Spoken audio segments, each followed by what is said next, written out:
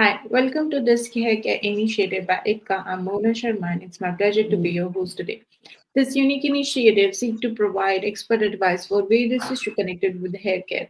Our hair is a crowning glory and it makes a world of difference to our appearance. However, our hair also requires special care and attention. It used to be a sign of middle-age problem when you used to lose hair or have thinning of hair, but with increasing pollution and the increase of stress in our daily work life, we are now seeing hair problems occurring at a younger age. It is not uncommon now to see 25 to 35 years old people complaining about hair problems. Most of these problems, if identified early, can be managed well, and much of the hair loss can be avoided. Today, we have with us Dr. Mithra Vasanth Vignesh, who is a well-known dermatologist and has been practicing medicine for over many years now. She's MBBS, MD, specializing in dermatology, cosmetology, and trichology. Currently, she's practicing as consultant dermatologist at her own clinic, Cutis, Parasol, Skin, Hair, Nail, Laser Clinic. She also practices in two hospitals, Kauvery Hospital and Apollo Clinic, and she's based in Chennai. Doctor has dedicated her career to diagnosing and treating a wide range of skin and hair condition by providing personalized hair care services to her patient. She takes time to listen to her patient concern and work closely with them to develop a treatment plan that meets their individual requirement. Doctors are also aware of the need for the patient education about hair care and spend a lot of time in giving talks at various platforms across the country. Thank you so much, Doctor, for spending your valuable time to answer few questions for us today. Welcome to this YouTube live show. Thank you. Thank you doctor for the हमारे kind साथ जुड़ने के लिए introduction. Doctor हमारे साथ जुड़ने के लिए बहुत बहुत शुक्रिया and today we are going to talk about hair care in current scenario. So doctor, whenever we talk about hair care in current scenario, the very common problem which is faced by all of us is hair loss. Can you please enlighten us today, like what's normal and when to be concerned for? See, there's something called normal hair shedding, which is a very normal process because your hair has a cycle where at one point it grows and then it goes into the resting phase and sheds. Mm-hmm. About 1 to 3% of the hair on your scalp will be always in the Mm-hmm. shedding phase, Mm-hmm. which means around 50 to 100 hair strands falling per day is absolutely normal. Okay. But when there's more than 100 hair strands, for more than 100 for a longer period of time, it is not at all settling down.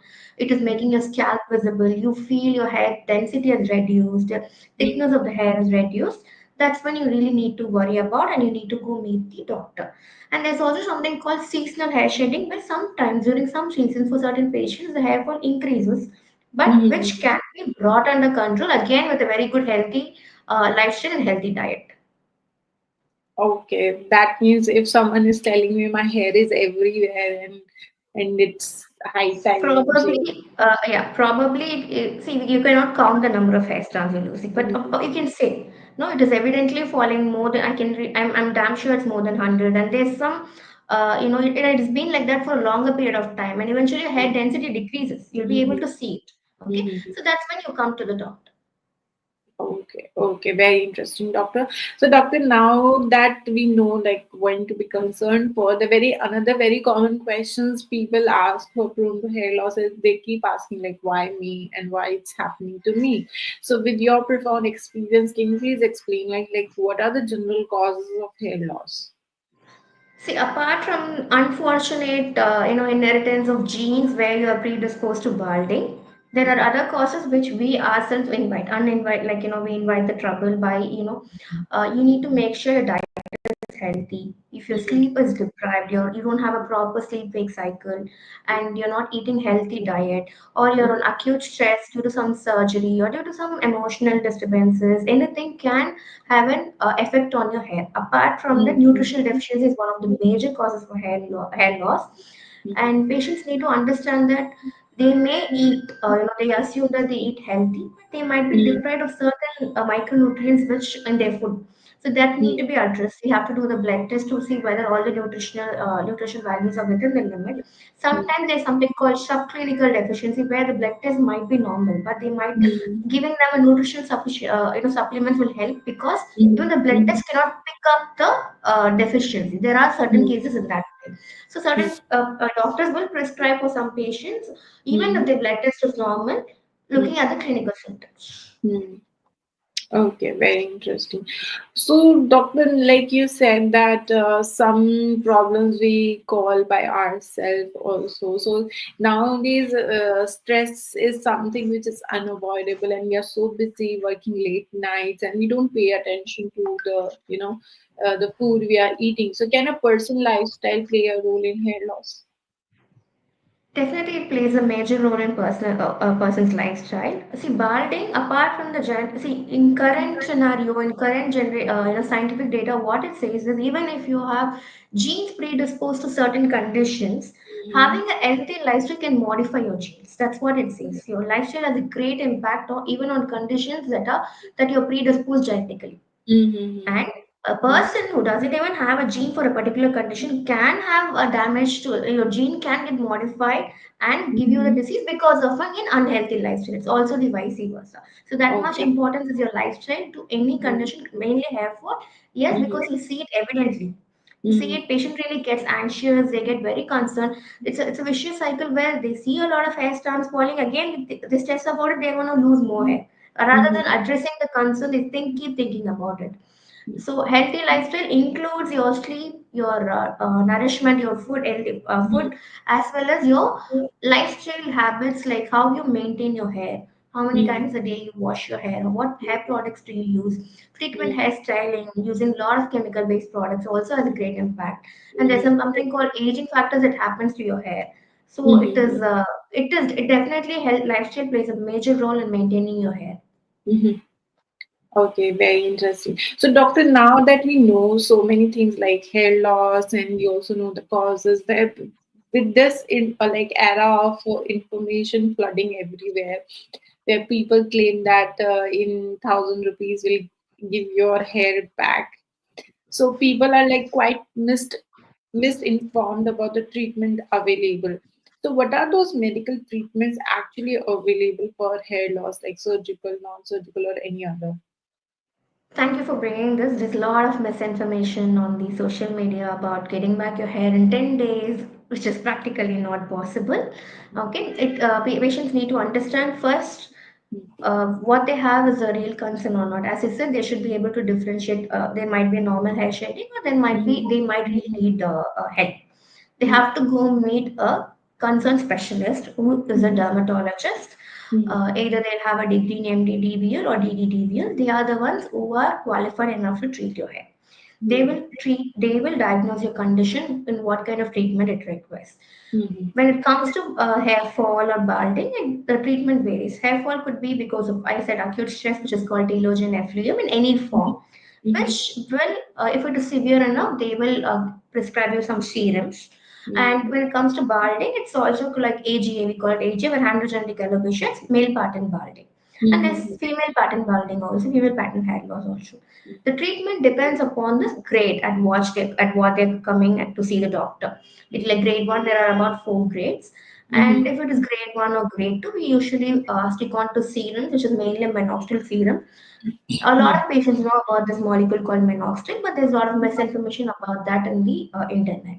That when you stop using minoxidil, your hair goes back to the, back to the original 0 1 stage. It is not like that.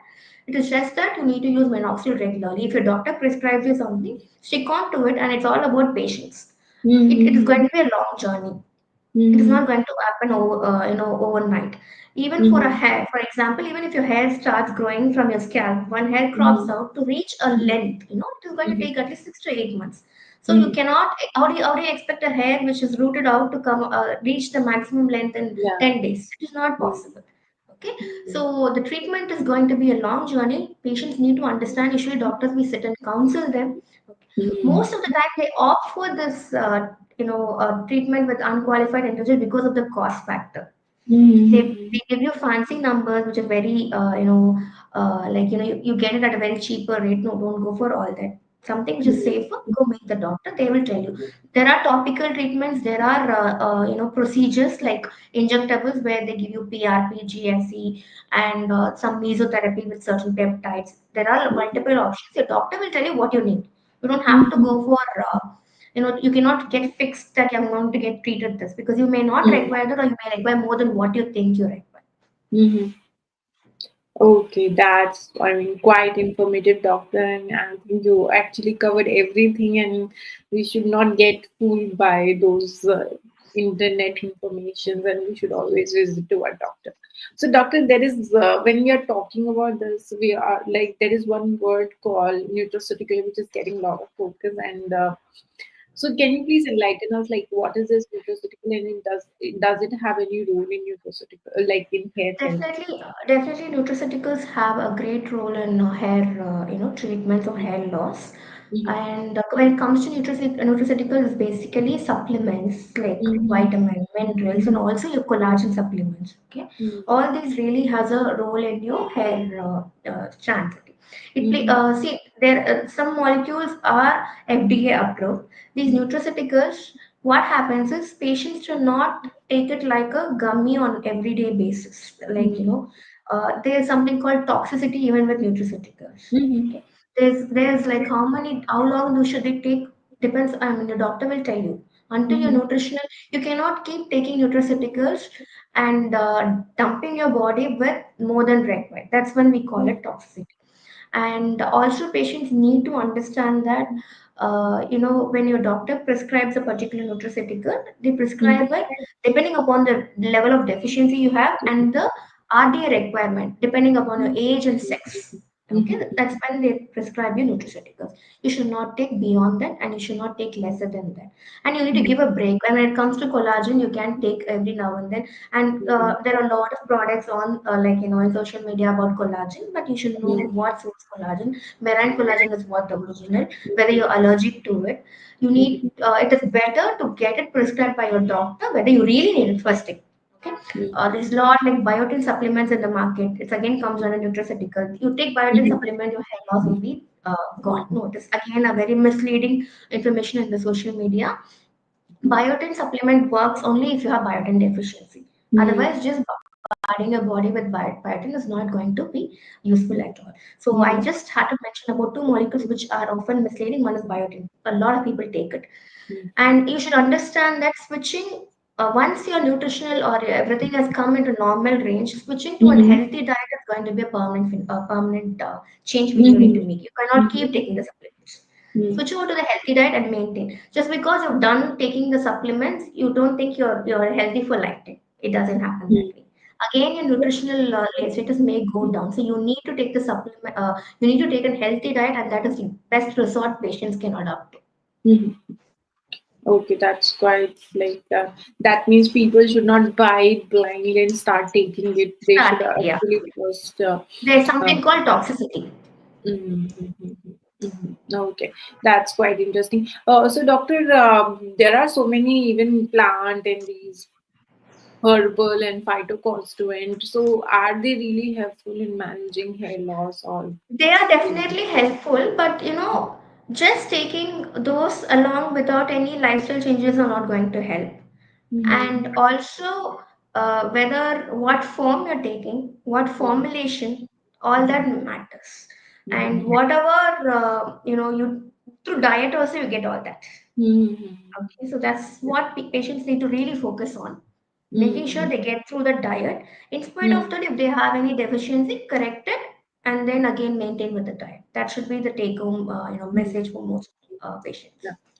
Okay, quite interesting. So, doctor, apart from hair loss, there is another very common problem is dandruff. So, can you please enlighten, like, what is this dandruff and does it cause any hair fall or any like, or it promote hair loss? See, dandruff is something, it is a very common condition among men and women and of different age categories. Mm-hmm. Usually you feel little oily when you do not wash your hair for 2 to 3 days, right? So that's Mm-hmm. called sebum, where your scalp itself secretes something called sebum, which provides nourishment to your scalp. Okay, Mm-hmm. what happens is when that sebum serves as a media for the Mm-hmm. organism or your scalp to grow, proliferate at multiple level, it causes dandruff. Okay, Mm-hmm. when there's a commensal organism on your scalp which helps you maintain the scalp health. If it is proliferating beyond one level, it is called seborrheic dermatitis or dandruff. Mm-hmm. And for these patients, the major lifestyle change they need to take is to wash their hair on alternate basis. Mm. and they use a proper shampoo and conditioner, Mm. and they need to avoid hair oiling because again it's because of the excessive sebum only they have it. If they're going to apply more oil to their scalp, they're going Mm. to increase the inflammation and provide a medium for the particular organism to grow and again set in the inflammation. Mm. So they have to avoid oiling of the scalp. Mm. If they Mm. really believe in oil, oil is a conditioner, they can use it for the hair. That too Mm. for a short application, maybe once or twice on a week, just 10 minutes before taking Mm. hair bath, they can apply it for the hair and rinse it off. That's what Mm. they're supposed to do. And checking their vitamin D level should be normal. And Mm. dandruff gets triggered because of stress again, Mm. not sleeping properly, eating unhealthy food, and not washing their hair, and also Mm. winter can trigger dandruff. Such Mm. patients who have an oily scalp and who are more prone to dandruff, they need to use anti-dandruff shampoo as prescribed by the doctor Mm. for like how many days in a week or anything. And it's Mm. about maintenance. You stop, you Mm. you have an oily scalp, you're prone to it, so you need to Mm. use something to make as a maintenance to keep it under control. Is it like you use Mm. it for a short while, you stop it, Mm. again you're going to get it. So Yeah. that's what patients need to understand about dandruff. There's a cure as such. So about Mm. maintaining, it's like how you brush your teeth every day. You need to Mm. keep your scalp clean, and otherwise the dandruff is going to go. Mm. Okay. Mm. Mm. So, doctor, like this is like you said about oiling, and this is something like our grandmother nuska, which is like they always say apply oil, and the more you apply, the stronger and thicker hair you'll get, and your hair growth will be there. So, what is the fact behind this? Oiling hair is a boon or a ban? See, Like oiling your not hair do it is all. like, yeah, oils are like ancient conditioners. Mm-hmm. They have no role with your hair growth. They Mm-hmm. have a conditioning role where it reduces the frizziness on your hair. You can apply on your hair, but Mm-hmm. not on your scalp. There's Okay. already enough oil on your scalp. That's what I said. When you do not wash your hair, you feel some oiliness on your scalp. Where does it come from? It is Mm-hmm. from your scalp. So there's enough nourishment. You can use oil if you really believe in it, yeah, Yeah. but only Yeah. for your hair, a short-term application, as I mentioned already, Mhm. because frankly speaking, the coconut oil molecular structure cannot penetrate your hair. It doesn't go in. It is only for the outer hair shaft. Okay. Okay. Okay. Okay. So we just give a greasy feeling like your hair Feel, and has you're got. going to attract, and considering the level of pollution you apply, oil go out and come, how much of dirt is going to get into onto your hair? Everything is going Mm. to stick onto it. It is going to trigger inflammation. It is going to trigger a lot of. That's when your dandruff Mm. also kicks in. Mm. Okay, quite interesting, doctor. So, doctor, like now my favorite part. Can you give us some important tips for healthy hair?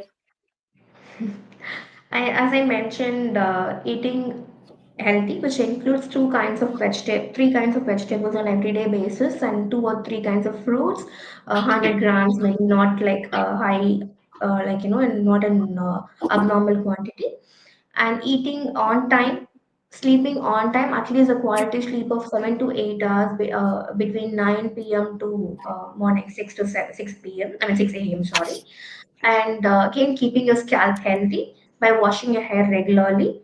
Mhm. That much is enough for maintaining your hair. Very simple. A healthy lifestyle, not only your hair, your overall health, that much is enough. Okay, so healthy lifestyle and eating right and not taking stress and managing everything and I having. cannot say not taking stress. All of us have stress. It's all about how you manage it. Okay, okay. So that was a quite a healthy discussion, doctor. So can we take some questions from our live audience? Yes, please. Yeah. So the first question from our audience is, "Hi, doctor. I have androgenic alopecia, and my alopecia is like third grade, and nothing is working on me. Is there any solution for me to get my hair back?" What grade? Did he mention any grade? Three grade, third grade. Okay. See, grade three alopecia, androgenic alopecia needs both procedure as well as topical and oral medications. So go meet your dermatologist. It's like, have you ever tried anything to say it is not working? So first meet a dermatologist, and it is going to be a slow process. It depends upon your age, Since Mhm. grade 3 is already in advanced stage, the result response is going to be little lesser than compared to a grade 1 and grade 2 androgenetic Mhm. alopecia.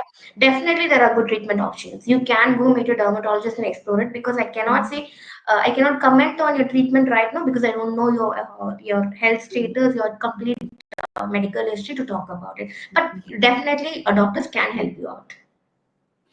Okay, interesting. If you are in Chennai, you can always take doctor's appointment.